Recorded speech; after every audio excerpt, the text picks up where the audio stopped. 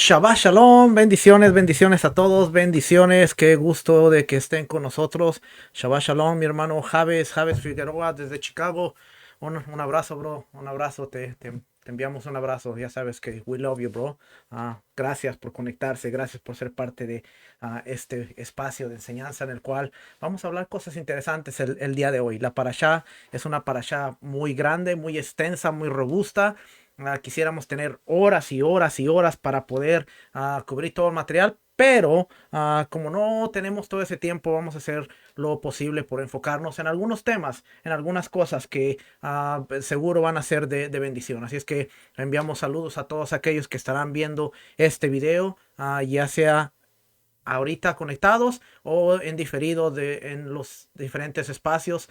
Gracias a Chris Martínez, como siempre, por la oportunidad de estar en algo nuevo para ti en este espacio. También a Rico Cortés por permitirnos estar en Teshua TV. Y así es que tenemos mucho material que cubrir, muchas cosas que cubrir. Así es que bendiciones a todos. Esperamos que esta parte del estudio sea de bendición para cada uno cada uno de ustedes, así como lo es y lo está haciendo para mí. Créame, yo he puesto muchas horas de estudio en esta parte, y mi esposa me ha escuchado un montón de veces en todas las pequeñas cosas que he ido encontrando, que he ido viendo y ore por ella, como siempre le digo, ore por ella porque requiere paciencia. Ayer a las 2 de la mañana le estaba compartiendo algo bien interesante y hoy a las 8 de la mañana le estaba compartiendo algo, así es que ore por ella, amén. Así es que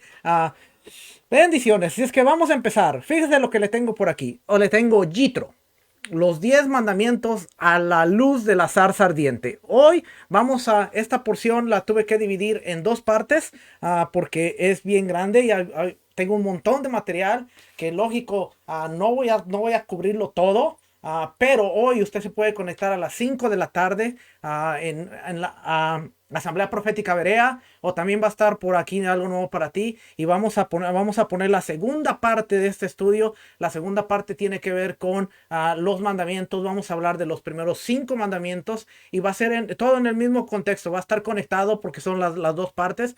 Así es que vamos a ver algo bien interesante hasta la llegada del pueblo de Israel al monte Sinaí, y una vez que están en el monte Sinaí, a los 5 mandamientos, y vamos a conectarlos con el diálogo que está teniendo Dios con Moisés en la zarza ardiente. Y créame, le aseguro que va a ser algo que quizás nunca lo había escuchado de esta manera, pero va a ser algo que, especialmente el cuarto mandamiento, yo ayer compartía con mis hijas el cuarto mandamiento y casi estaba al punto de lágrimas cuando estaba yo compartiendo por qué y cómo debemos de ver Shabbat a luz del diálogo que está teniendo Dios con Moisés, y luego lo transportamos al Sinaí y podemos ver que Shabbat es más allá de solamente sentarte en la mesa. Shabbat es más allá solamente de ritos, de oraciones. Shabbat tiene que ver con honor y tiene que ver con muchas cosas más que no le voy a decir para que se conecte hoy a las 5 de la tarde, porque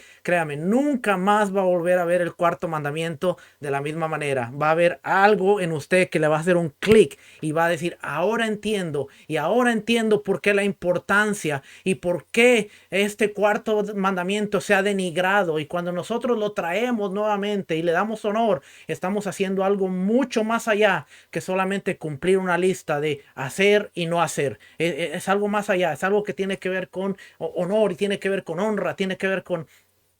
Quisiera decirle, pero no le voy a decir. Conéctese hoy a las 5 de la tarde y vamos a hablar de ese tema, los primeros 5 mandamientos. Pero hoy vamos a hablar de Yitro, los 10 mandamientos a la luz de la zarza ardiente. El Jetro, que su nombre significa Jetro, como se conoce en español. Realmente esta palabra significa abundancia, es el significado de la palabra Jetro. Y aquí podemos ver algunas imágenes cuando llega Jetro con Moisés, el pueblo de Israel, la montaña humeante en llamas, los límites que se están estableciendo para que suban, para que el pueblo venga al encuentro con Dios. Hay muchas cosas moviéndose en esta parashá que no vamos a tener el tiempo de hablarlas. Quisiéramos, pero no vamos a tener todo este tiempo de hablarlas, pero vamos a hacerlo mejor en las cosas que sí podemos tocar. La porción de la Torah se encuentra en el libro de Shemot, Éxodo, capítulo 18, versículo 1 al capítulo 20, versículo 26. La porción de la Haftará, los profetas, los libros históricos, Isaías, capítulo 1, 6, capítulo 6, versículo 1 al capítulo 7, versículo 6, y el capítulo 9 del versículo 6 al versículo 7, el Brit Hadashah, el Evangelios, cartas apostólicas, escritos del primer siglo, el Nuevo Testamento, como se conoce, Mateo capítulo 5, versículo 8 al versículo 20. Y aquí, como puede ver en las imágenes, estamos viendo la escena del monte del Sinaí y tiene que ver con el templo. Y aquí usted está viendo los sacerdotes trabajando en el templo. Todo esto está conectado. Hay unas conexiones bien lindas, bien hermosas. Temas de la porción, temas de la porción Yitro. Dios pide obediencia, son condiciones a sus promesas. Una pregunta que podríamos hacernos y quizás hoy vamos a contestar esa en las dos partes. Dios pide obediencia. Dios se presenta al pueblo con su nombre, Yud Hei Ba Hei. Dios habla al pueblo y le da las primeras instrucciones a seguir, conocidas como los 10 mandamientos, el decálogo, el comienzo de un pueblo. Y aquí vamos a ver que la nación deja de ser esclava, deja de ser un pueblo errante, un pueblo sin organización, para convertirse en una nación que ahora tiene una constitución y que tiene un llamado. Así es que el comienzo del pueblo. Vamos a ponernos en reverencia al Padre y dar gracias por el bendito regalo de su Torah. Y vamos a decir, bendigan a Yahweh, el que es bendito. Bendito es Yahweh, el que es bendito por siempre. Bendito eres tú, Yahweh, nuestro Elohim, Rey del universo, que nos elegiste entre todos los pueblos y nos dices tu Torah. Bendito eres tú, Eterno, que nos das la Torah. En hebreo diría, Baruch et Adonai Ameborach, Baruch Adonai Ameborach Leolam Baed, Baruch Atar Adonai, Eloheinu melech haolam, asher bahar banu mikol ha'amin, lenatan lanu et torato. Baruch atar Adonai noten ha-Torah. Amén. Dice la escritura, Yitro, Éxodo capítulo 18, versículo 1. Oyó Jetro, sacerdote de Madián, suegro de Moisés, todas las cosas que Dios había hecho con Moisés y con Israel, su pueblo, y cómo Yahweh había sacado a Israel de Egipto. Y tomó Jetro, suegro de Moisés, a Séfora, la mujer de Moisés, después que él la envió. Y a sus dos hijos, el uno se llamaba Gerson, porque dijo, forastero me he sido en la tierra ajena. Y el otro se llamaba Eliezer, porque dijo, el Dios de mi padre me ayudó y me libró de la espada de Faraón. Y Jetro, el suegro de Moisés, con los hijos y la mujer de este, vino a Moisés en el desierto donde estaba acampando junto al monte de Dios. Y dijo a Moisés, yo, tu suegro Jetro, vengo a ti con tu mujer y sus dos hijos con ella. Y Moisés salió a recibir a su suegro y se inclinó y lo besó y se preguntaron el uno al otro cómo estaban y vinieron a la tienda. Y Moisés contó a su suegro todas las cosas que Yahweh había hecho a Faraón y a los egipcios por amor de Israel y todo el trabajo que había pasado en el camino y cómo los había librado Yahweh.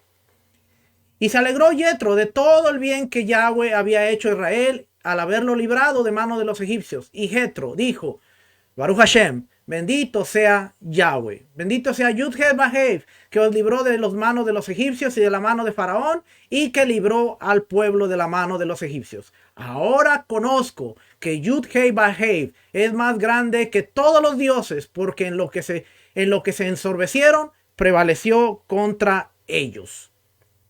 Y tomó Jetro, suegro de Moisés, holocaustos y sacrificios para Dios, y vino Aarón y todos los ancianos de Israel para comer con el suegro de Moisés delante de Dios. Vamos a ver unas cosas bien interesantes. Vamos a hacer un paralelismo entre lo que es el encuentro de Jetro la primera vez y lo que es el encuentro de Jetro la segunda vez. Vamos a hacer un paralelismo en lo que es la conexión de la zarza con Moisés y la revelación del monte de Sinaí. Así es que quédese en sus asientos, esté listo porque vamos a hablar unas cosas que tal vez usted diga, ¿cómo?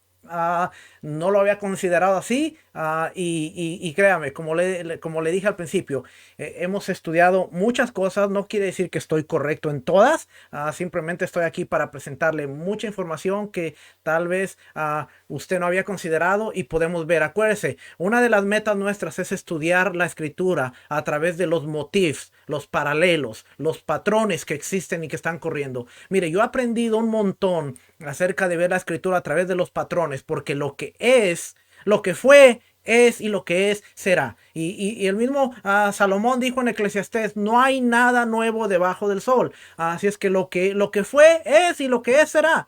Cuando nosotros entendemos esto y podemos ver a través de la escritura que hay patrones bien marcados que fueron, que están siendo y que volverán a ser, podemos entender la escritura de una manera completa. Podemos entender la obra de Yeshua. Este miércoles nosotros estudiábamos con el maestro Rico Cortés la clase del templo 102 y lo impactante de estas cosas es que cuando nosotros vamos entendiendo estos patrones, cuando nosotros vemos el antiguo Medio Oriente, cuando nosotros vemos el contexto, cuando nosotros vemos todas estas cosas, podemos entender la obra del Mashiach, podemos entender hacia dónde vamos. Vemos que la escritura se trata de Dios creó un jardín para vivir en comunión con Adán y Eva. Adán y Eva pecaron, desobedecieron una instrucción, no quisieron seguir la instrucción de Dios cuando les dijo no coman de este árbol. Comieron. Por ende, no podían permanecer en la presencia de Dios porque se habían contaminado. Sus cuerpos habían cambiado el estatus que tenían lleno de gloria y fueron exiliados hacia el oeste.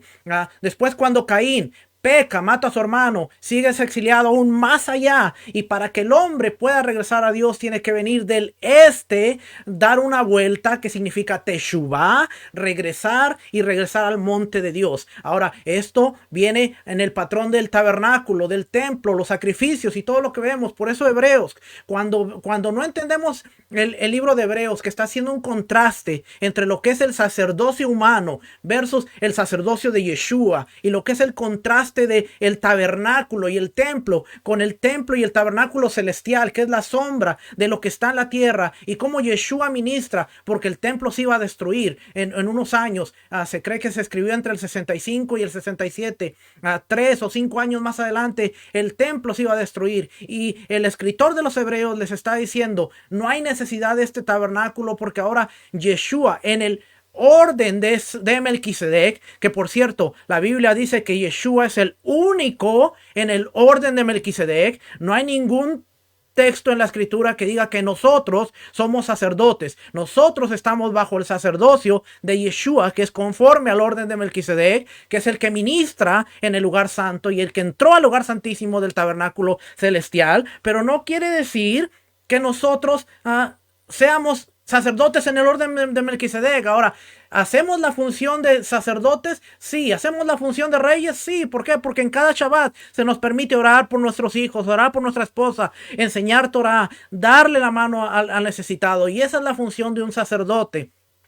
Reyes, a ejercer equidad, traer bondad, traer juicio, traer equidad. Entonces, hacemos la función de rey y sacerdote, que hoy lo vamos a ver en esta porción, pero eso que nos enseñaron de que usted es un sacerdote en el orden de Melquisedec, la Biblia y la Escritura enseña que Yeshua, nuestro sumo sacerdote, es el único en el orden de Melquisedec. Y cuando no entendemos el libro de Hebreos en todo este contexto, llegamos al capítulo 7, en donde nos está hablando del contraste de la ley, del sacerdocio, porque cambiada la ley, porque cambiado el sacerdocio, es necesario que haya un cambio de ley. Y inmediatamente tomamos este texto, lo sacamos de su contexto y decimos, cambió la ley. Ahora ya no es la ley de Moisés, ya no es la ley del Sinaí, ahora es la ley de Cristo. Pero el capítulo 7 está hablando de la ley del sacerdocio, cambiada la ley sacerdotal, la ley levítica, porque ahora hizo una transferencia al orden de Melquisedec. Era necesario que hubiera un cambio de ley en cuanto al servicio, en cuanto al orden, en cuanto al trabajo.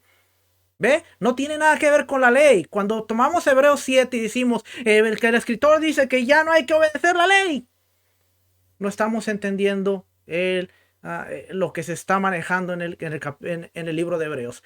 Pero, anyway, no es el tema.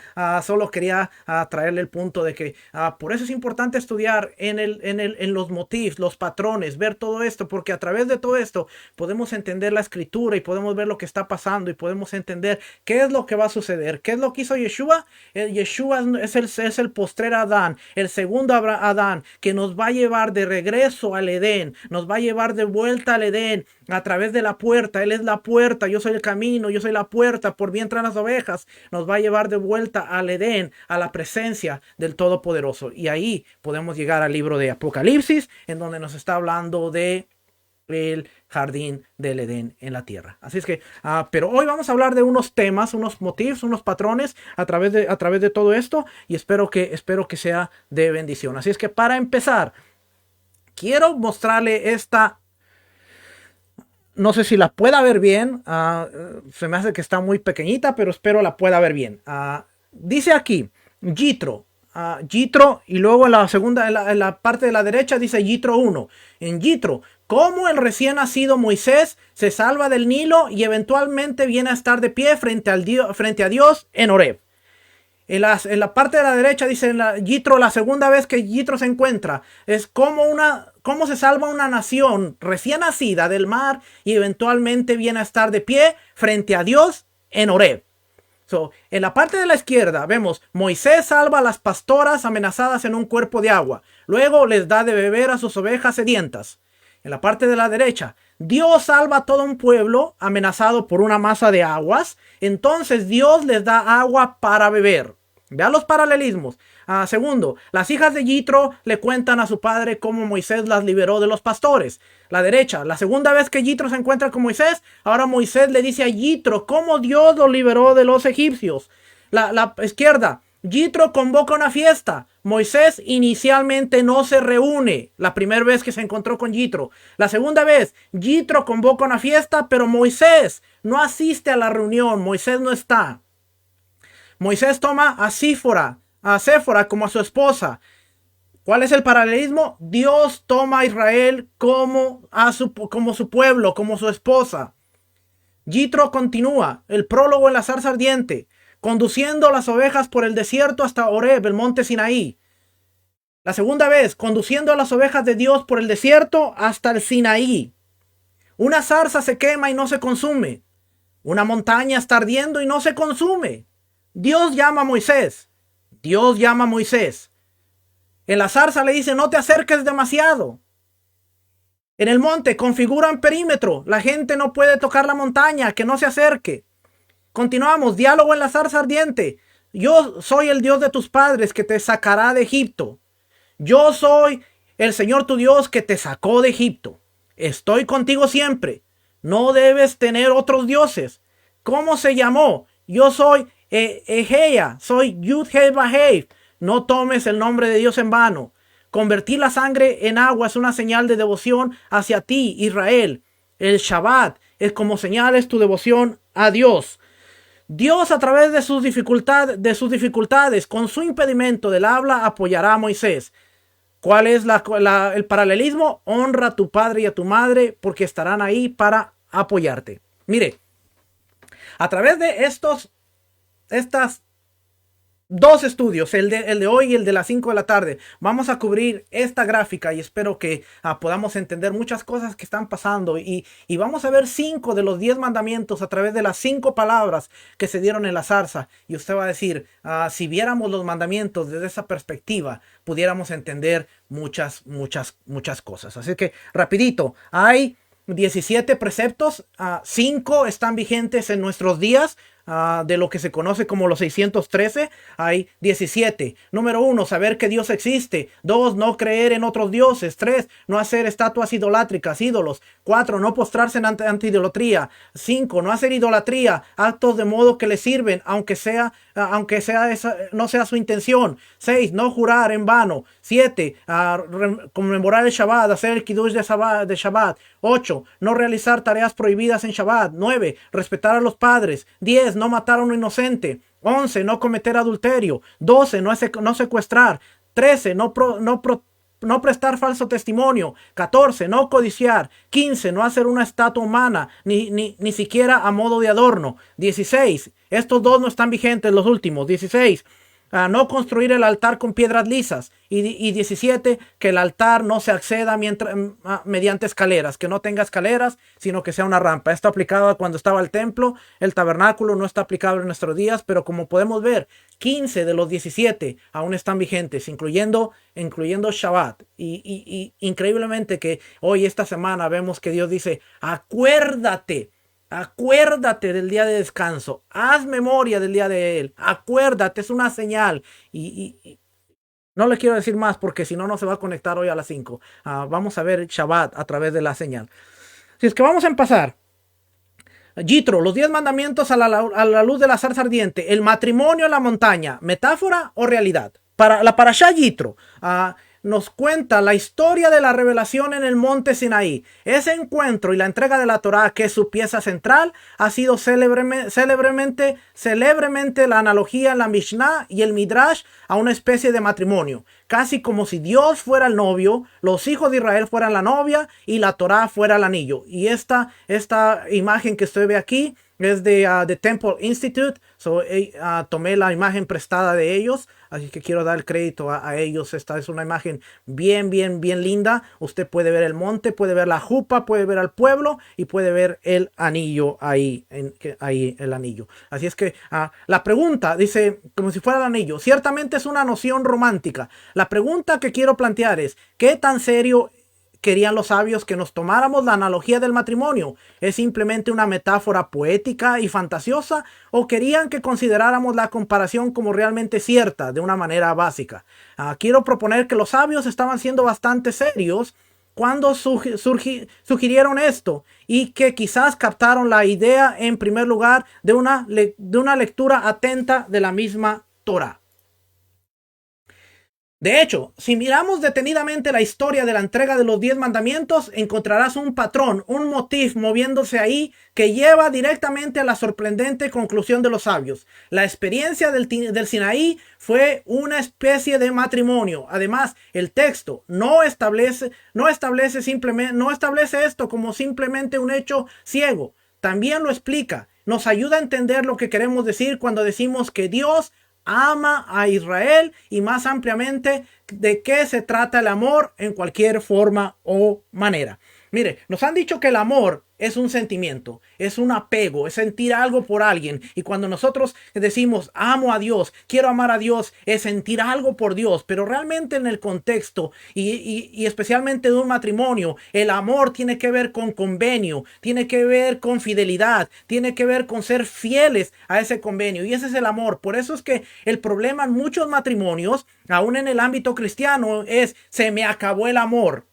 ¿Por qué? Porque basamos nuestra relación en cuanto a un sentimiento. Se me terminó, ya no siento nada por esta persona, ya no me siento atraído, ya no me siento con las ganas, ya no me siento con el deseo. Pero cuando cambiamos esa perspectiva de un sentimiento, que por cierto la próxima semana usted va a escuchar mucho esta palabra del amor en muchas congregaciones, pero está basado en un sentimiento, y lo cambiamos a un acto de fidelidad y un acto de convenio, la cosa cambia, porque ahora la fidelidad no se puede terminar, porque si se termina es transgresión. Estás violentando un tratado, un convenio. Y lo que pasaba en el antiguo Medio Oriente era que el que violentaba este contrato, este convenio, tenía que morir. Entonces, cuando decimos el amor, es la fidelidad. Tú amas a Dios. ¿Cómo? Porque tú eres fiel. Por eso Yeshua dijo, ¿me amas?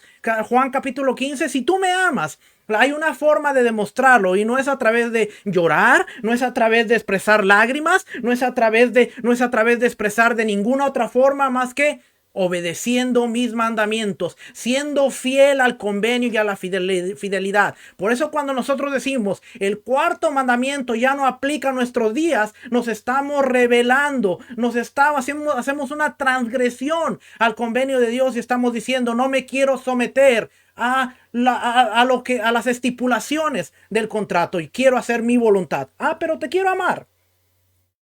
¿Ve? Porque no hemos entendido el concepto de amor a través de fidelidad. Usted ama a su esposa, ¿por qué? Porque él es fiel. Si usted comete adulterio, si usted anda coqueteando con otras mujeres, si usted no le falta el respeto, usted realmente no la ama. Usted le puede dar rosas, chocolates, palabras, usted puede hacer todo lo que quiera. Usted no ama a su esposa porque es un infiel. Y Yeshua dijo, cuando llegamos al Sermón del Monte, y dijo, de modo que si alguna persona ve a una mujer con el acto de codiciarla, ya adulteró. Y eso es para meditar para muchos de nosotros. Porque cuántas veces expresamos amor con nuestros labios, pero con nuestros hechos estamos rompiendo y estamos faltándole al convenio de lealtad en base al amor. No es fácil. La fidelidad no es fácil, mi hermano. Decir amo a Dios es fácil. Yo te amo, pero plasmar esa idea de amor en la fidelidad de nuestro estilo de vida requiere.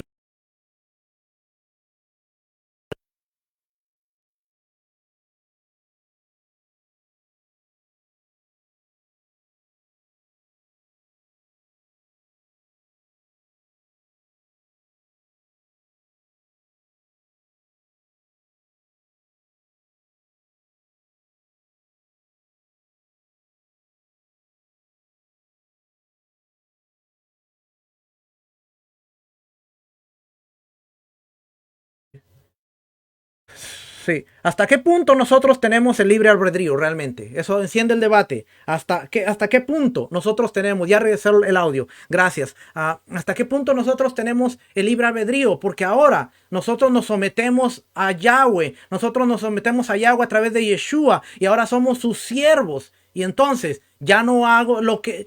ya no vivo yo, dijo Rab Shaul. Ya no vivo yo, sino Mashiach, sino Cristo vive en mí y lo que ahora hago, lo hago en la fe para el Hijo de Dios. O quiere decir que Pablo estaba diciendo, ya no se hace mi voluntad, sino se hace la voluntad del Padre a través de Yeshua que está en mí. Así es que bien interesante, pero vamos a seguir hacia adelante porque si no, no avanzo y el tiempo apremia. Así es que vamos a seguir. Entonces, ama a Dios, ya vimos esta. El patrón al que me refiero está incrustado en una sección del texto que cubre una buena parte de la parashá Yitro. Encontraremos elementos que comienzan desde la reunión de Yitro con Moisés antes de que Israel incluso llegue al monte Sinaí, y el patrón continúa entrelazándose en el texto, pasando por lo menos hasta los primeros 5 de los 10 mandamientos. La esencia de este patrón se encuentra en una serie de ecos, y la forma más fácil de empezar a verlos es leer el texto al comienzo de la parashá con una pregunta en el fondo de tu mente. ¿Dónde he escuchado esto? Así que tenemos que preguntarnos, ¿dónde he escuchado esto? Número 1. Yitro se regocija. Estos son los temas principales con los que comienza la parashá Yitro. Un visitante llega al pueblo de Israel mientras se dirige hacia el monte Sinaí. Este visitante es Yitro, suegro de Moisés. Éxodo 18:1. Y Yitro, sacerdote de Madián, suegro de Moisés, escuchó todo lo que Dios había hecho por Moisés y por su pueblo, por Israel su pueblo, cómo Dios había traído a Israel fuera de Egipto. Al escuchar esta noticia de la milagrosa victoria de Israel sobre sus opresores egipcios, Yitro deja su hogar en Madián y viene a ver a su yerno Moisés. Moisés lo saluda y le cuenta de primera mano todos los milagros que Dios realizó por Israel. En respuesta, Yitro se regocija. Éxodo 18, versículo 9 y 10. Y Yitro se regocijó por todo el bien que Dios hizo por los hebreos, que Dios había salvado al pueblo hebreo de Egipto. Y dijo, bendito sea el Señor, dijo Yitro, que te salvó de los egipcios y de Faraón, quien salvó al pueblo de la mano de los egipcios. Después de esto, Yitro va y convoca una fiesta. Si bien la Torá no proporciona el significado de la fiesta explícitamente, parece constituir una expresión más de alegría de Yitro. La fiesta es un acto de acción de gracias. Yitro, Éxodo 18:12 dice, y Yitro, el suegro de Moisés, trajo holocaustos y sacrificios para Dios. Y Aarón vino con todos los ancianos de Israel a partir el pan delante de Dios con el suegro de Moisés. Fíjese, dice, curiosamente, alguien falta en esta fiesta. Yitro está ahí. Los ancianos de Israel están ahí. Aarón está ahí. Incluso Dios está ahí. Comen, según el texto, delante de Dios. Una persona importante que falta es Moisés. El texto no nos dice por qué Moisés no está ahí, pero aparentemente no estaba. Quizás sus otros deberes eran tan urgentes que no le dieron tiempo para unirse a las festividades, porque de hecho, los siguientes versículos de la Torá detallan que al día siguiente Moisés estaba juzgando al pueblo desde la mañana hasta la noche, una práctica que Yitro criticó duramente. Éxodo 18:17 dice, el suegro de Moisés le dijo, no es bueno esto que estás haciendo, seguramente te agotarás y también a esta gente, porque la tarea es demasiado pesada para ti, no puedes hacerlo solo. Quizás parte de la crítica de Yitro proviene del hecho que Moisés se ausentó de la celebración. Si no tienes tiempo suficiente para unirte a la fiesta de acción de gracias al Todopoderoso por esta salvación, está claro que este trabajo te tiene atrapado. Tal vez esto es claramente una especulación, pero sabemos que Moisés no viene a la fiesta de Yitro y sabemos que Yitro inmediatamente después lo ve tratando de hacer algo por sí mismo que a los ojos de Yitro es simplemente más allá de las capacidades de cualquier persona. Vemos aquí.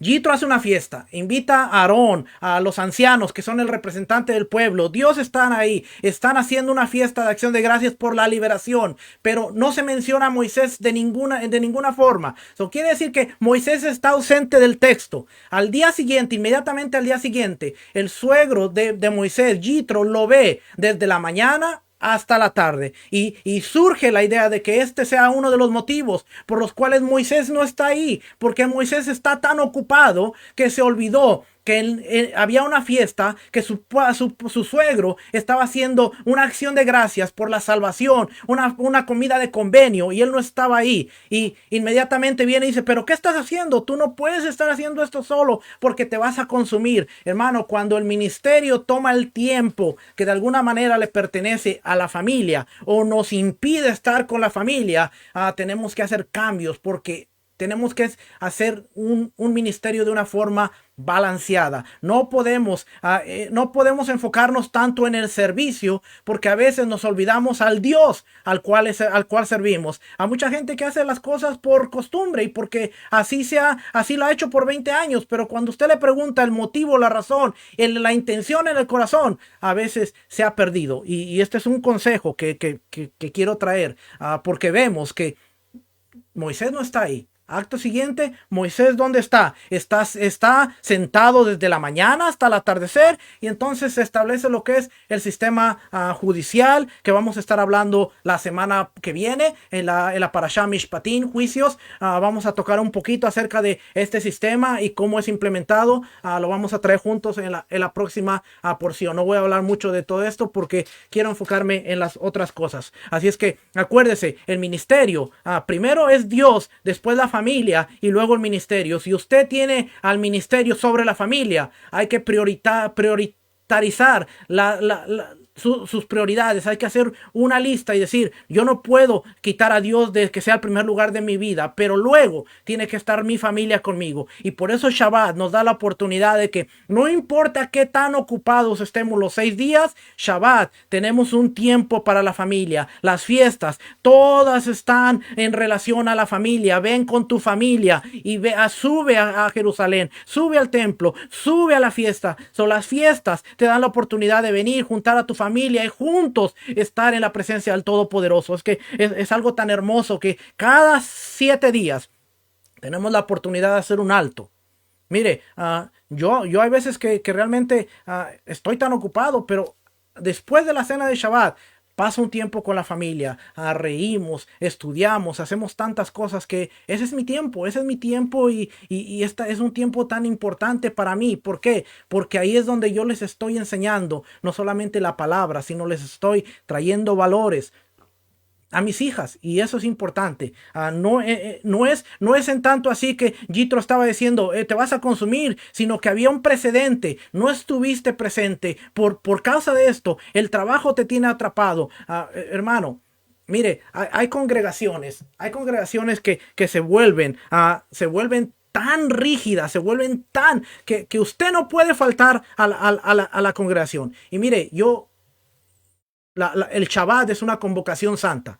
Shabbat es una convocación santa, pero hay veces que por muy convocación santa que sea, usted quiere tomar un tiempo a solas con su familia y tal vez tal vez no asistir a la congregación. Y está bien, nada va a pasar si usted se pierde un Shabbat porque va a estar con la familia y va a tener un tiempo de calidad. No se va a ir a pasear y no se va a ir a hacer cosas que no tiene que hacer en Shabbat, pero va a tener un tiempo de calidad. Es ok, está bien.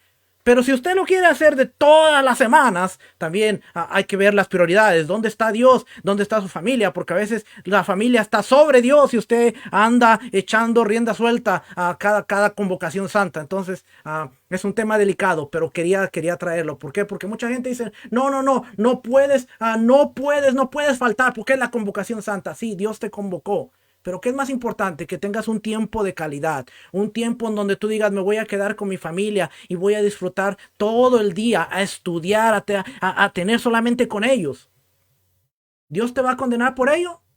No creo, pero hay que tener un balance. ¿Okay? Vamos a seguir porque se me acaba el tiempo. Hemos visto lo suficiente como para comenzar. Donde anteriormente en la Torá nos hemos encontrado con un conjunto de eventos que parecen inquietantemente similares a estos. Déjà vu. Vamos a ver, déjà vu. Todo se repite. Una pista proviene del hecho de que esta no es la primera vez que nos encontramos con Jitro. Ya lo conocimos antes, en los primeros capítulos del libro de Éxodo. Y si miramos cuidadosamente los eventos que ocurrieron en ese entonces, encontraremos que son son un asombroso presagio de los eventos que están ocurriendo ahora. La narrativa son notables en su confluencia. Vamos a ver un patrón, un motivo. Considere las circunstancias en las que Jitro conoció a Moisés. Entonces, como ahora, Jitro había escuchado noticias sobre un gran acto de salvación. Y en ese entonces, Jitro también había invitado a la gente a unirse a él en una fiesta para celebrar este acto. Entonces, como ahora, se sirvió pan en esa fiesta. Y luego, como ahora, alguien importante llamado Moisés no estaba presente, provocando preocupación en Jitro. Vea, hay muchos elementos que vamos a empezar a ver, que se repiten y que están ahí. ¿Okay?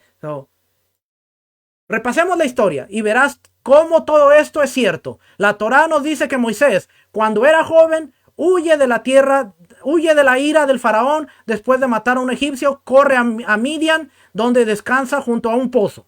Ahí se encuentra con un grupo de jóvenes pastoras a las que ve siendo amenazadas por un grupo de pastores. Moisés ahuyenta a los pastores acosadores y proporciona agua del pozo para las ovejas de las pastoras. La joven mujer fue luego a casa y le contó a su padre Jitro sobre el hombre que conocieron en el pozo y cómo las salvó. Jitro les pregunta, ¿dónde está este hombre? Y las amonesta por dejarlo solo. Llamarlo. Él dice, que venga y parta el pan con nosotros. Y así lo hacen. Sorprendentemente, si sumas todo esto, encontrarás que punto por punto, los eventos del primer encuentro de Moisés con Jitro presagian lo que sucederá la próxima vez que se encuentre con Jitro. Los paralelos ilustrados en la tabla de la página siguiente entre Moisés dando agua a las ovejas pastoras de Éxodo 2:17 y Moisés dando agua a los hijos de Israel, Éxodo 15:25, son especialmente agudos. En el primer caso, inicialmente el rebaño sediento de las ovejas está en un pozo, pero no puede acceder a él. Los pastores amenazantes impedían que el rebaño llegara al agua. Entonces Moisés interviene, permitiendo que el rebaño acceda al agua. La segunda vez, sucede algo similar. Primero el rebaño sediento, en este caso los hijos de Israel, llegan a un cuerpo de aguas, pero no pueden acceder a él porque es demasiado amargo para beber. Entonces Moisés interviene. Dios le indica que arroje un palo en el agua, lo que la endulza, lo que le permite al pueblo acceder al agua que salva vidas. ¿Ve? Paralelos. Y aquí vamos a ver. A mí me gustan las tablas, así es que aquí vemos la primera vez que Yitro se encuentra con Moisés y en la derecha la segunda vez que se encuentra con Moisés. El tema es la salvación. Moisés salva a las pastoras que están siendo amenazadas en un cuerpo de agua, un pozo. Éxodo 2:17. Moisés luego les da de beber agua a sus ovejas sedientas. Éxodo 2:17. ¿Cuál es el paralelo? Moisés, actuando como agente divino de Dios, salva a todo un pueblo que estaba amenazado con un cuerpo de agua, el mar de juncos. Éxodo 14:30. Entonces Moisés les da a beber agua a los sedientos hijos de Israel. Éxodo 15:25. Después, el que salvó le cuenta a Yitro sobre las obras del Salvador. Las mujeres jóvenes le cuentan a su padre cómo Moisés las liberó de los pastores. Éxodo 2:19. En la derecha, Moisés le dice a su suegro cómo Dios los liberó de los egipcios. Éxodo 18:8. Tercero, Yitro convoca una celebración invitando tanto al Salvador como al beneficiario a la reunión. Yitro convoca una fiesta en la que sus hijas que fueron salvadas cenan en presencia de Moisés, el que las salvó. Éxodo 2:20. Paralelo, Yitro convoca una fiesta en la que representantes de los que fueron salvos, Aarón y los ancianos de Israel, cenan en la presencia de Dios, aquel que los salvó. Éxodo 18:12. Yitro expresa consternación porque Moisés se encuentra solo. Moisés inicialmente no se une a la reunión. Yitro regaña a sus hijas. Entonces, ¿dónde está? ¿Por qué dejas al hombre solo? Éxodo 2:20. Moisés no asiste a la reunión. Al día siguiente, Yitro regaña a Moisés por juzgar al pueblo solo. Éxodo 18:12 al 14. Vamos a seguir. La convergencia entre las historias parece innegable porque no son solo los temas generales de las narrativas los que son similares. Las palabras reales de la historia también son marcadamente paralelas. Por ejemplo, observe cómo en ambas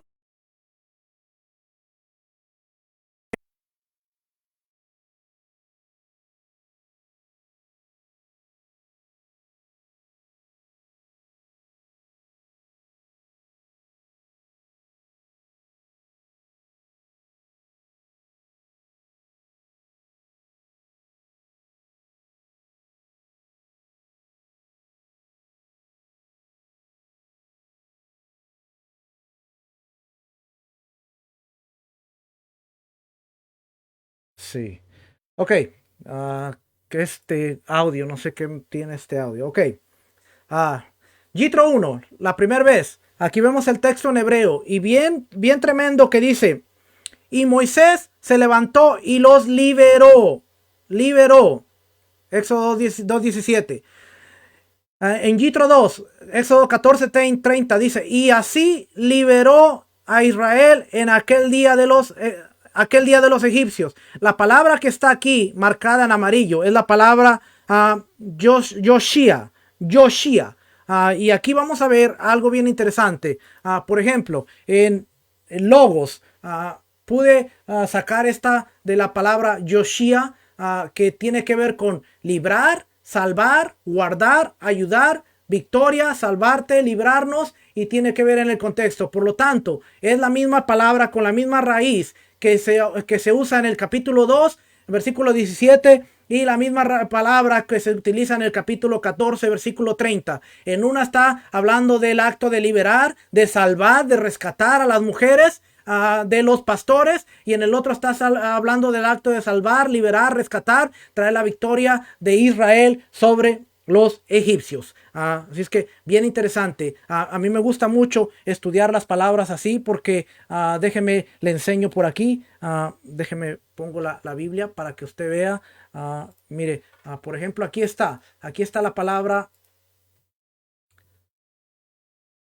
No la voy a tener, pero aquí vamos a ver. Déjeme es que la cerré. Levantó, las defendió. aquí está, mire, la palabra Yoshia. ah, la palabra Yoshia. So,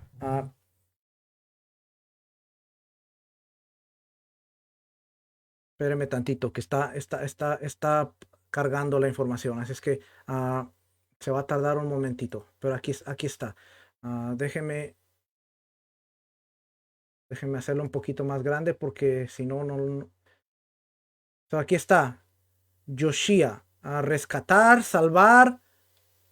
Y aquí vemos que aquí está librar, librado, sálvame, guardar, guardado, defender, salvado. Y aquí está rescatar, salvación. Tiene que ver con Eliseo, salvación, victoria. Y aquí tiene que ver con rescatar, salvar, ser salvado físicamente, dar la victoria, ayudar, asistir, salvar en el ámbito religioso y ser victorioso. Y aquí podemos ver un montón de textos que habla de todo esto. Así es que no tengo el tiempo para ver todo ello, pero quería enseñarle de dónde viene toda esta información. Así es que esta es una herramienta muy, muy importante que yo obtuve a través del consejo de Walter y de Rico, que me ayudaron, y ahora tengo en Logos una biblioteca en la cual puedo estudiar y ver muchas cosas y muchas conexiones. Así es que, pero vamos a continuar, que si no, no termino. Vamos a seguir. Aquí dice: el paralelo ilustrado en la tabla de la página siguiente es sugerido por las conexiones entre la confluencia de las palabras rescatar y de la mano de. En ambos casos, el lector escéptico podía preguntarse, sin embargo, ¿qué tiene que ver el acto de la salvación de Moisés de las mujeres, de los pastores, con la salvación de Dios de Israel de los egipcios? La estructura paralela parece sugerir que los pastores en una historia son paralelos a los egipcios en otra. Pero, ¿por qué? La respuesta simple a esa pregunta es que tanto los pastores de la historia de Moisés como los egipcios en la historia de Israel representan agresores que acosan a un objetivo más débil y vulnerable. Especialmente intrigante es el hecho de que cuando la Torá misma vuelve a contar la historia del Éxodo más tarde en el libro de Deuteronomio, capítulo 26, versículo 6, caracteriza la salvación de Dios de Israel del agresor de una manera sorprendente. El texto ahí nos dice: y los egipcios actuaron perversamente contra nosotros. Pero el verbo hebreo para la agresión perversa de Egipto resulta ser una palabra cuya raíz es resh ayin hei, la misma raíz que se usa para los pastores que acosaron a las hijas de Yitro. Así es que bien interesante. Esto tiene que ver con el hebreo. Fíjense la tablita esta. Yitro 1, Yitro 2, el que salva le cuenta a Yitro la historia del Salvador. Ellos respondieron: un egipcio nos rescató de la mano de los pastores. Éxodo 2, versículo 19. Ahora vea, capítulo 18. Entonces Moisés le contó a su suegro todo lo que el Señor había hecho a Faraón y a los egipcios por amor de Israel, todas las dificultades que les habían sobrevenido en el camino y cómo el Señor los había rescatado. Y Yitro se regocijó en toda bondad que el Señor había mostrado a Israel cuando los rescató de la mano de los egipcios. Y dijo: bendito sea el Señor, dijo Yitro, que te rescató de la mano de los egipcios y de la mano del faraón, y que rescató al pueblo de la mano de los egipcios. Ve las mismas palabras. Rescató está ligada a mano de los pastores. En el evento de Moisés con Yitro, la palabra rescatar está ligada al evento y a un acto de salvación de Dios rescatando al pueblo de mano de los egipcios, de mano de Faraón, Dios rescatando al pueblo.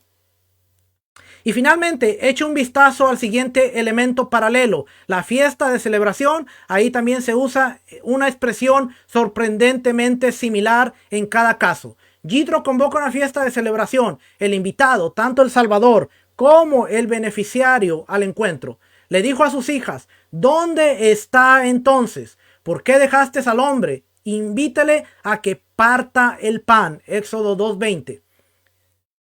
Éxodo 18.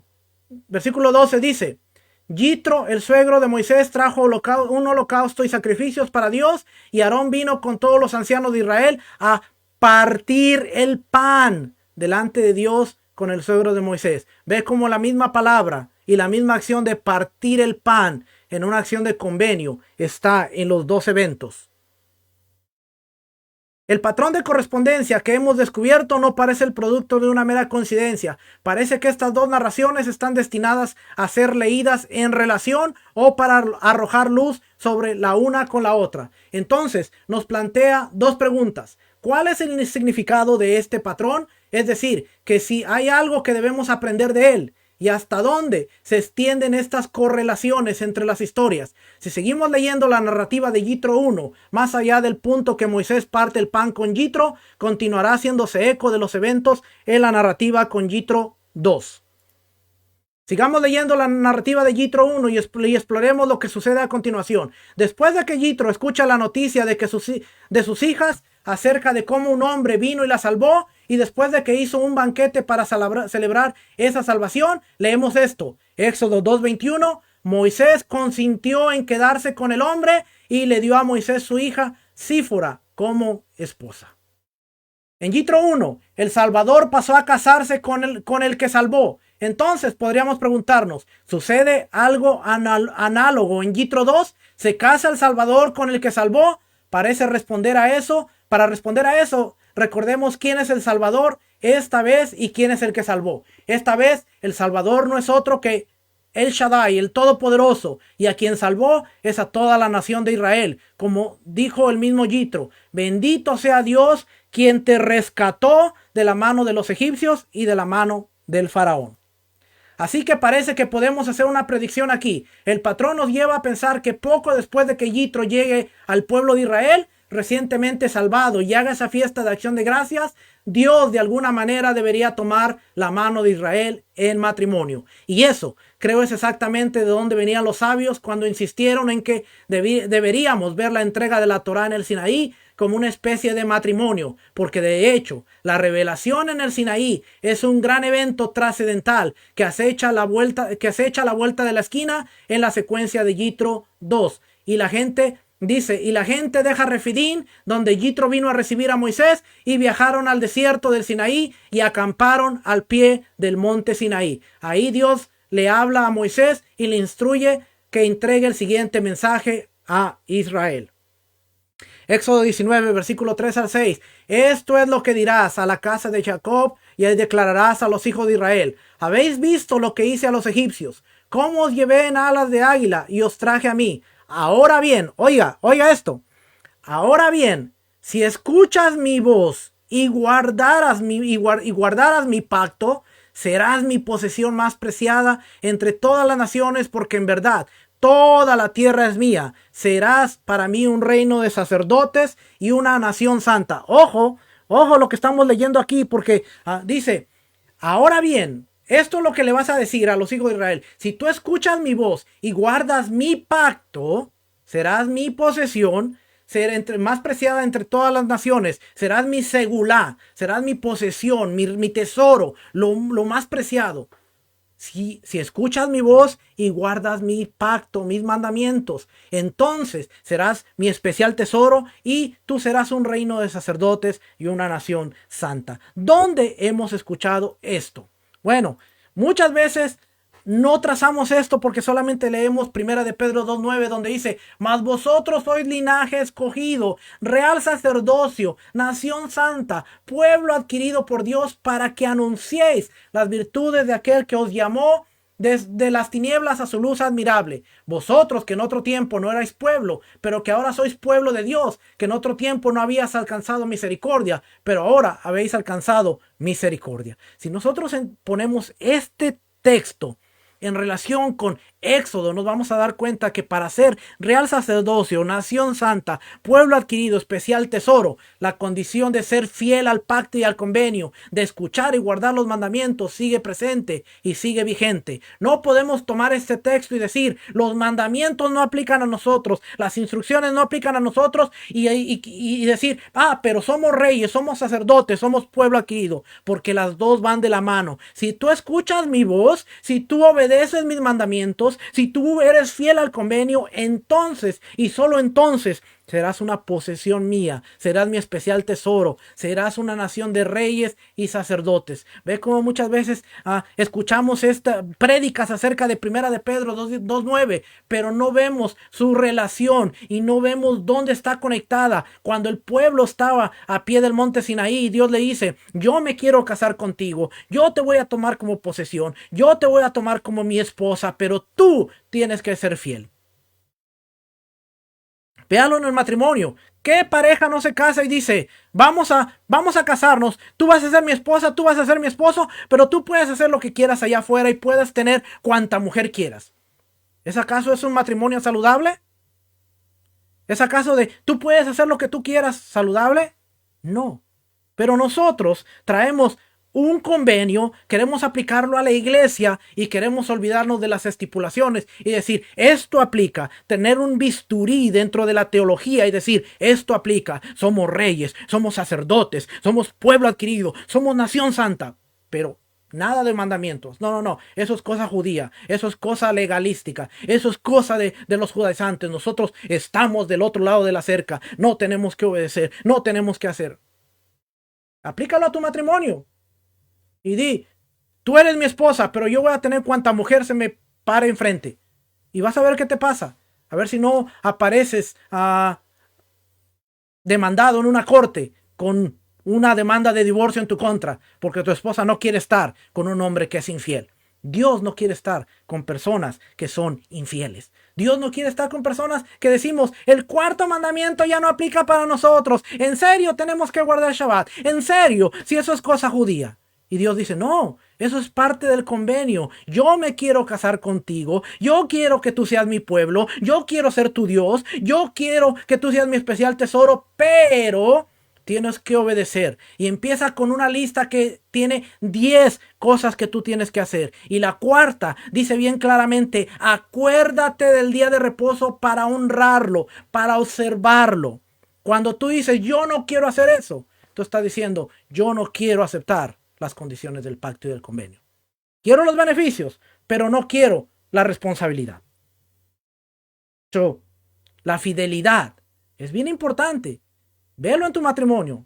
Así es que cuando nosotros vemos este versículo famoso de Primera de Pedro 2:9, mas vosotros sois linaje escogido, real sacerdocio, nación santa. Fíjate lo que dice, pueblo adquirido por Dios. Lo que está en rojo dice, para que anunciéis las virtudes de aquel que os llamó de la luz, de las tinieblas a su luz admirable. Y solo hay una forma de anunciarla. Y esto no tiene que ver con cuánto tú hablas, cuánto tú predicas, cuánto tú enseñas, sino cuánto tú estás modelando las instrucciones de tu rey. Pastor Walter dice, dime qué mandamientos observas, dime qué mandamientos sigues y yo te diré quién es tu rey. Y es muy cierto. Cuanto más mandamientos sigamos, cuanto más mandamientos cumplamos, más estamos siendo fieles al convenio de nuestro rey y a las instrucciones que él nos dio para ser su especial tesoro, su real sacerdocio, su nación santa.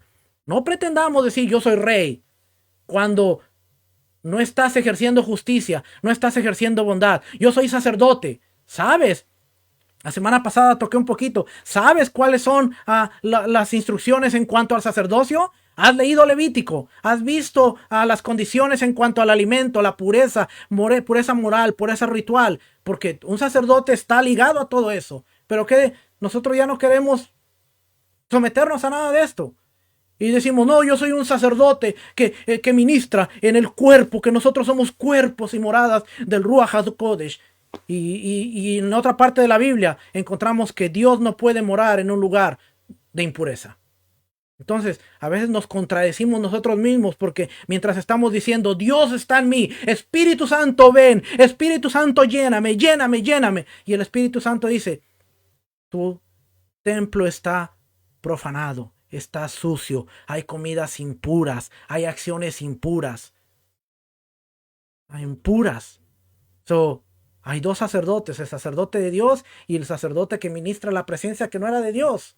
Pero vamos a seguir adelante. No me quiero meter en esos temas. Vamos adelante, porque ya llegó la hora y quiero terminar esta parte para poder entrar en la segunda esta tarde. Considera la importancia y el tono de estas palabras. Son sorprendentemente tiernas. Dios en esencia ha hecho una propuesta matrimonial a Israel aquí. Ella tiene la oportunidad de aceptarla o rechazarla. Yo te he salvado, te he traído a mí. Guarda mi pacto y tú serás mía. Te atesoraré. Dios le está pidiendo a Israel que permita que Dios la reclame, que entable una relación comprometida con el Maestro del universo, que la cambiará para siempre. De hecho, el lenguaje que usa la Torá en el periodo previo a la revelación en el Sinaí es sorprendentemente por su similitud con las palabras de la Torá que emplea antes del primer matrimonio en la Torá, el de Adán y Eva. Yitro le declara a Moisés, por ejemplo, no es bueno lo que estás haciendo. No puedes hacerlo todo por ti mismo, solo. De manera similar antes de que Adán tome a Eva como su esposa, Dios declara, no es bueno que el hombre esté solo y que lo haga todo él solo. Son paralelismos, palabras que encontramos. Además, cuando Dios propone su pacto a Israel, declara, tú has visto lo que hice a los egipcios, cómo te llevé en alas de águila y te traje a mí.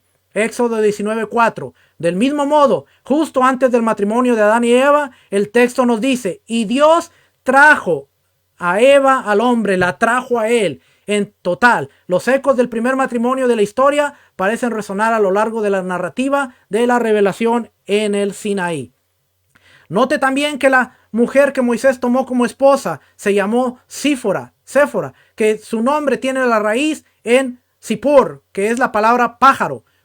Curiosamente, las metáforas de los pájaros también impregnan la propuesta de matrimonio de Dios. ¿Has visto lo que hice a los egipcios y cómo te llevé en alas de águila y te traje a mí? Éxodo 19:4. Dios se compara él mismo al ave más poderosa del cielo que trajo a Israel en sus alas al Sinaí. ¿Quién cabalgaría sobre alas de pájaro si no fuera otro pájaro? Sipor, Séfora. Mire, voy a enseñarle, espero que pueda. Déjeme enseñarle nuevamente la Biblia. Y aquí está la raíz Séfora. Usted ve aquí la palabra Séfora. Sífora. Y aquí dentro de las raíz usted va a encontrar pájaro, Sipor, Sofar, Séfora, pájaro. ¿Ve? Está la raíz de la palabra pájaro.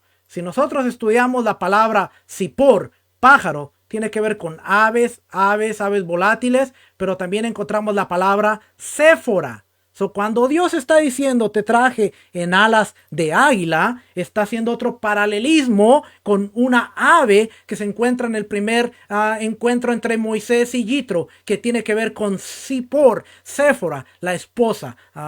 Solamente un par de paralelismos que pude encontrar, pude trazar aquí y son interesantes. Quería compartirlo con usted. Así es que a continuación, un viaje por el desierto hasta Oreb. A continuación leemos esto, Éxodo 3:1. Ahora Moisés estaba cuidando el rebaño de su suegro Yitro, el sacerdote de Madián, y condujo el rebaño al desierto y llegó a Oreb, el monte de Dios. Así que pregúntate, ¿en qué otro lugar de la Torá has escuchado algo así? ¿Dónde más llevó Moisés a las ovejas de su padre a través del desierto hasta que llega a Oreb, la montaña de Dios? Bueno, teniendo en cuenta que el monte Oreb es otro nombre para el monte Sinaí, todo vuelve a suceder en Yitro 2. Considere el siguiente verso en la secuencia de Yitro 2 que cuenta lo que sucede después de que Yitro vino a saludar a Moisés y celebrar con él. Éxodo 19:2 dice, partieron de Refidim y entraron en el desierto de Sinaí y acamparon en el desierto. Israel acampó ahí frente a la montaña. Una vez más, Moisés está guiando un rebaño al monte Oreb, pero esta vez el rebaño no se compone de personas, no de ovejas. Una vez más el rebaño pertenece a su padre, que no es su suegro. En cambio, pertenece al Padre Celestial de Moisés. Claramente entonces los paralelos entre Yitro 1 y Yitro 2 continúan a buen ritmo. En el primer viaje de Moisés a través de un desierto hasta el monte Sinaí prefigura su segundo viaje a ese mismo lugar. La primera vez él estaba conduciendo ovejas, la segunda vez él estaba pastoreando una nación incipiente. ¿Y dónde culminaría cada viaje? En la misma montaña del desierto conocida como Oreb o Sinaí. La zarza ardiente y la montaña ardiente, esperando a Moisés en cada destino, está una gran vista. Algo arde, pero no se consume. La primera vez es un arbusto humilde. Éxodo 3:2. Había un arbusto en llamas, pero el arbusto no se consumía. La segunda vez es una montaña entera que está ardiendo, pero no se destruye. Más tarde, Moisés compara a Israel específicamente con un rebaño de ovejas. Por ejemplo, en Números 27:17. El paralelo es notablemente preciso. En ambas historias, Moisés no solo está conduciendo un rebaño de ovejas de su padre a Horeb, pero en cada caso, los versos que los está conduciendo a través de una zona desértica, un desierto, para llegar ahí. Además, observe la fraseología en Éxodo 3:1, que describe a Moisés guiando a las ovejas de Yitro al monte de Dios en Horeb. En este punto del texto, el lector no tendría idea de por qué Horeb es conocido como la montaña de Dios, porque esta, de hecho, es la primera vez que se le presenta al lector esa montaña. Pero casi como si el extraño texto, al caracterizar a Horeb como la montaña de Dios, confiara en que el lector se dé cuenta del viaje paralelo que emprende Moisés, que lleva a Israel hasta esa montaña más tarde, porque es ahí donde la montaña está bastante obvia. La montaña de Dios, que es el lugar donde el que se produce la revelación divina. De hecho, uno podría llegar a decir que los paralelos entre las historias ayudan a explicar por qué no se consumía el arbusto de Horeb. En la narrativa de la experiencia del Sinaí, la Torá explica que la montaña misma estaba cubierta de humo, porque Dios había descendido sobre ella en fuego.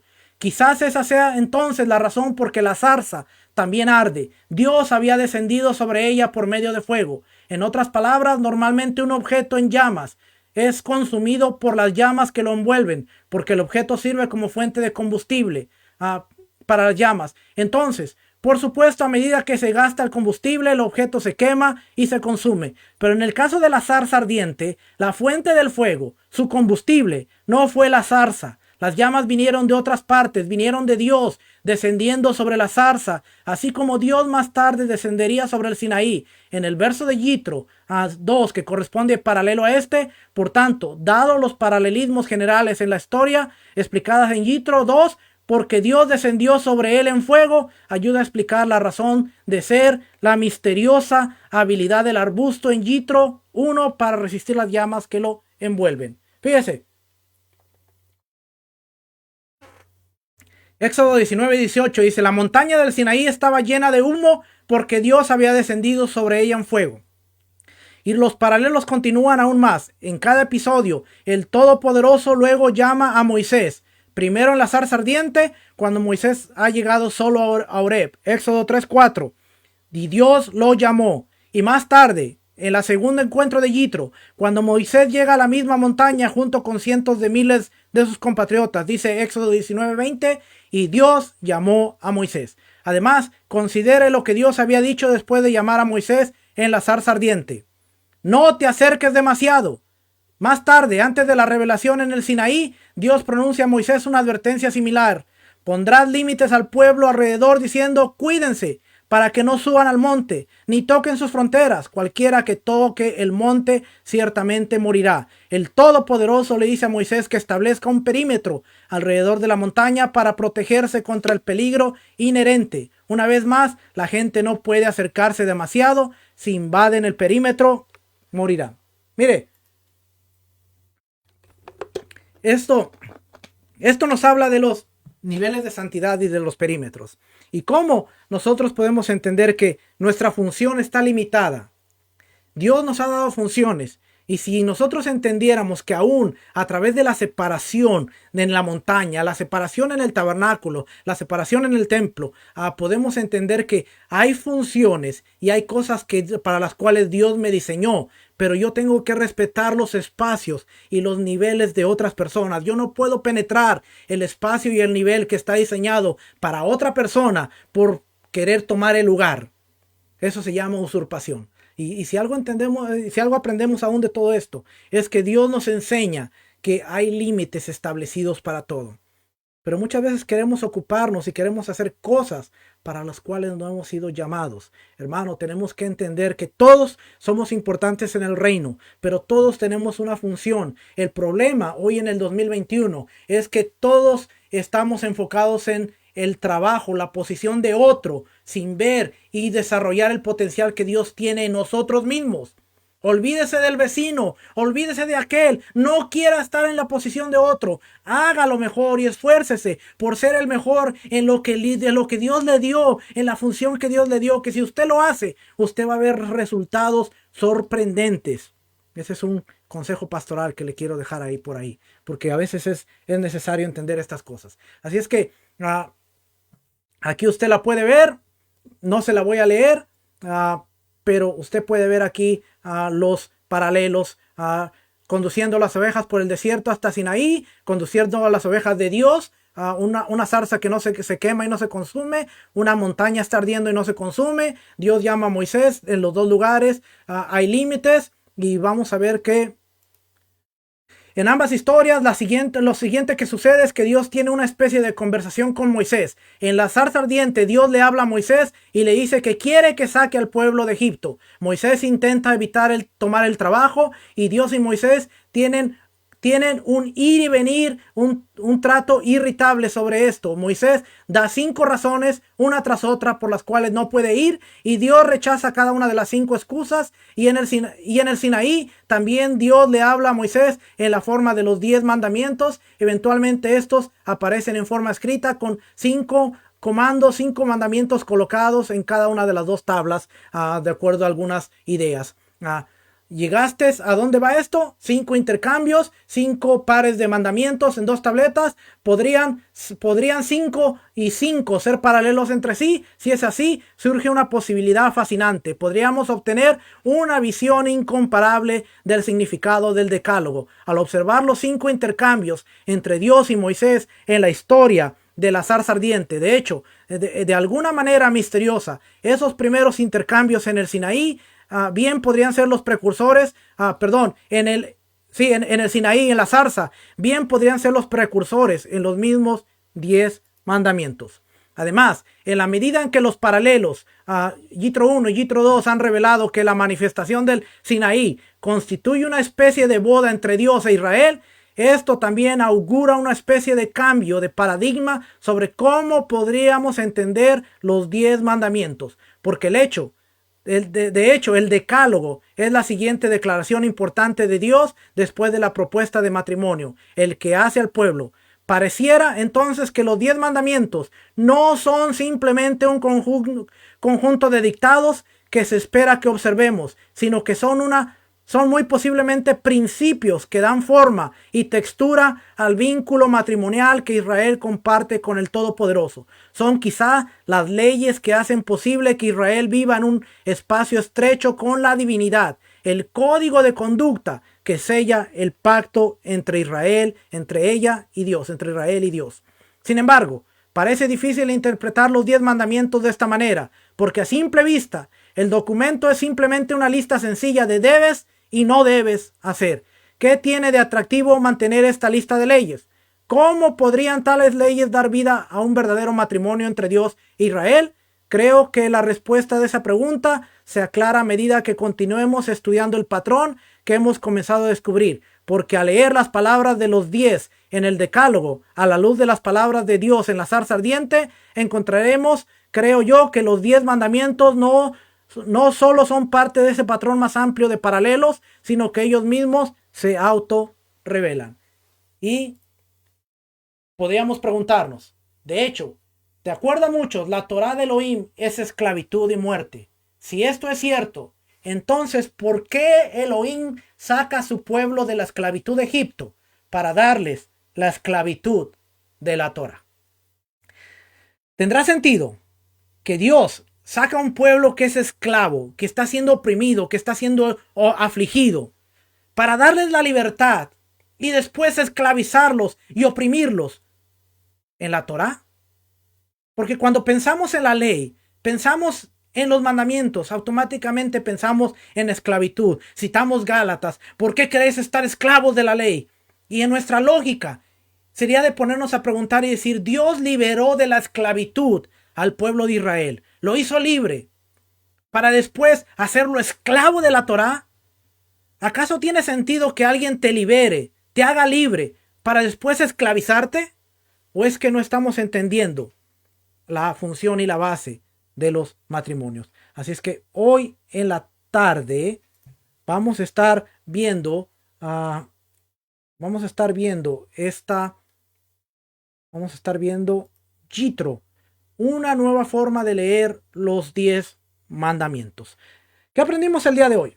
Aprendimos que cuando nosotros vemos el paralelismo de el encuentro de Yitro, del encuentro de Moisés con Yitro la primera vez, todo lo que está sucediendo, hay un acto de salvación, hay una comida de convenio, hay un matrimonio, hay una alianza. Todo esto lo vemos después en el segundo encuentro de Yitro con Moisés. Hay un acto de liberación, hay una comida de convenio, hay un consejo, hay un matrimonio que está a punto de darse en el Sinaí. Y cuando nosotros nos damos cuenta de que los mandamientos son los estatutos que nos llevan a un convenio de fidelidad entre Dios y su pueblo, podemos ver cómo el motif, el patrón de un evento, Moisés y la zarza, Moisés huyendo a Madián, ahora se está repitiendo, porque Moisés no está trayendo ovejas al monte Horeb, ahora está trayendo el rebaño al monte Horeb, para que ellos escuchen la voz de Dios. Y ahora, cuando entremos a ver las 5 palabras de Moisés hacia Dios y las 5 respuestas y las veamos plasmadas en los 5 mandamientos, usted se va a sorprender cuando concluyamos la segunda parte. Dios es un Dios de pactos. Dios es un Dios que te sacó, te libertó. Es bien fácil entender. Dios nos liberó de la esclavitud. Dios nos sacó de Egipto. Todo mundo dice eso. Todo mundo en cualquier sistema de creencias dice, Dios nos sacó porque Egipto representa al mundo. Salimos de Egipto. Dios nos sacó. Dios nos rescató. Nos liberó. Pero a no mucha gente le gusta llegar al monte Horeb, en donde Dios dice, si tú quieres ser mi pueblo, esto es el convenio. Estas son las estipulaciones. Esto es lo que tú quieres ser. Mucha gente se quiere quedar vagando en el desierto. Y ahí en el desierto hay muerte. Toda una generación murió porque no quiso obedecer la voz de Dios. Hermano, es fácil decir salimos de Egipto, pero ¿qué tan difícil es someternos a la voluntad de Dios? Ponemos cuanto argumento se nos viene en gana. Sacamos textos de contexto. Sacamos cuánta cosa. Mire, se lo dice un hombre que durante un año, su único trabajo durante un año era sacar textos para refutar el Shabbat y para comprobar con la Biblia que el Shabbat no estaba vigente. Todo un año. Para probarle a mi pobre esposa que el Shabbat no tenía vigencia porque nosotros estábamos en la gracia. Y eso era el pacto sinaico. Eso era el pacto de Moisés. Y durante un año, mi trabajo fue ir por todo el Nuevo Testamento, por todos los escritos del primer siglo para sacar textos que me ayudaran a refutar. Y cuando yo decía Romanos 14, cuando yo decía Segunda de Colosenses, cuando yo buscaba Corintios, cuando yo buscaba todos estos argumentos, cuando yo veía Gálatas, entre más los estudiaba, más cuenta me daba que me quedaba sin armas, me quedaba sin argumentos, me quedaba sin forma de poder refutarlos. ¿Por qué? Porque no solo se trata de tomar el texto y sacarlo de su contexto, sino estudiarlo de una manera en la cual vamos a ver el contexto, la razón, el origen y por qué está escrito ahí. Y cuando yo me topé con esta verdad, llegó un momento en que yo caí literalmente de rodillas y le dije a mi esposa, perdóname, porque durante un año he gastado mis fuerzas, he gastado toda mi energía en una causa perdida. No puedo probar a través de la Biblia que el Shabbat está abolido. No puedo probar a través de la Biblia que el Shabbat ya no tiene vigencia. Al contrario, me he dado cuenta que es más vigente que cualquier otra cosa. Y caí en razón de saber que estaba luchando una causa perdida. Así es que, y hoy cuando veamos el 4º mandamiento, yo le aseguro que usted no va a volver a ver el Shabbat de la misma manera. Mire, solamente de acordarme me provoca quebrantamiento, porque yo literalmente ayer lloraba. yo estaba enseñándole a mis hijas y casi brincaba de gusto, brincaba de gozo porque yo les estaba enseñando a mis hijas una manera de honrar el Shabbat a través de un diálogo que estaba teniendo Moisés con Yahweh y una señal que les fue enviada a los hijos de Israel en Egipto. Y a través de esa señal yo dije, wow, yo no vuelvo a ver el Shabbat de la misma manera. Yo no vuelvo a desacreditar el Shabbat porque eso es una cuestión de honor, de lealtad. Familia, wow. Familia, espero que esta enseñanza haya sido de bendición. No me crea a mí, como dice mi maestro, no me crea a mí, verifíquelo con la escritura, vea los paralelismos, exacto, luchando contra Elohim, luchando contra Elohim, llegué al piso dándome cuenta de que literalmente escuché una voz que me dijo, Juan, ¿por qué me persigues? Yo soy el que tratas de encontrar. Y por fin encontré la revelación completa del Mesías al cual yo había recibido 17 años atrás. ¿Es un Mesías diferente? No, es el Mesías que me dio la redención, la salvación 21 años atrás, pero ahora puedo verlo revelado aún mayormente en mi vida. Y ahora yo digo, te amo Yeshua, te amo tanto. ¿Y cómo te lo demuestro? Siendo fiel y haciendo que cada área de mi vida, cada parte de mi vida te honre. Que cuando la gente me vea, no vea a un hombre con sus defectos, sino que vea que tú estás en mí y que yo soy un representante digno de tu presencia en mi vida. Que si yo voy a decir que tú vives en mí, que mis actos muestren que tú vives en mí. Hermano, dejemos de decir que Dios vive en nosotros. Cuando traicionamos el pacto y somos infieles, estamos llamando a Dios mentiroso. Porque decimos Dios está en nosotros, Dios vive en mí, pero vivo como me da la gana. Si tú dices que Dios está en ti, vive como Dios quiere que vivas. Y eso se llama la constitución del reino. Eso se llama las estipulaciones del rey, que están vigentes y que no han pasado de moda. Capítulo 5 de Mateo. Yo no he venido a abrogar la ley, sino a cumplirla. Y todo el sermón del monte está basado en cuanto a la Torá. Oíste que fue dicho, oíste que fue dicho, oíste que fue dicho, mas ahora yo digo. Y cuando él termina su sermón en el capítulo 7, dice, ¿a quién compararé al que escuche estas palabras? Las compararé a un hombre prudente que oyendo esto, las hizo y las puso por obras, y su casa fue fundada sobre la roca. Mas el que no las oyó es aquel hombre que fundó su casa sobre la arena. Vinieron los ríos, vinieron las aguas y dieron con gran ímpetu sobre esa casa y fue destruida porque no tenía un fundamento. ¿De qué palabras está hablando, hermano? De la Torá. La misma enseñanza del Sinaí la está trayendo al monte de los olivos y dice, si tú quieres tener una vida buena, si tú quieres tener una vida de bendición en donde vengan los problemas y no te tumben, no te derrumben, en donde vengan las situaciones difíciles y te mantengas firme, entonces tu fundamento debe estar en un estilo de vida en la Torá que honre al Todopoderoso. Y cuando tú hagas esto, no hay poder humano y sobrenatural que pueda sacarte de mi llamado y de lo que yo tengo para ti. Familia, nos estaremos viendo esta tarde a las 5. Conéctese porque le aseguro que la segunda parte va a estar tremenda. Familia, shalom, bendiciones, reciba saludos de mi esposa, mis hijas, les amamos, gracias por conectarse y gracias por siempre compartir nuestras enseñanzas, sentarse juntos. Yo aprendo, cada semana que estoy aquí enseñando, aprendo porque yo soy un estudiante, yo no lo sé todo y si sé algo, aún no lo sé como debiera saberlo. Pues soy un alma en proceso y en aprendizaje. Así es que familia, gracias, Shabbat Tov.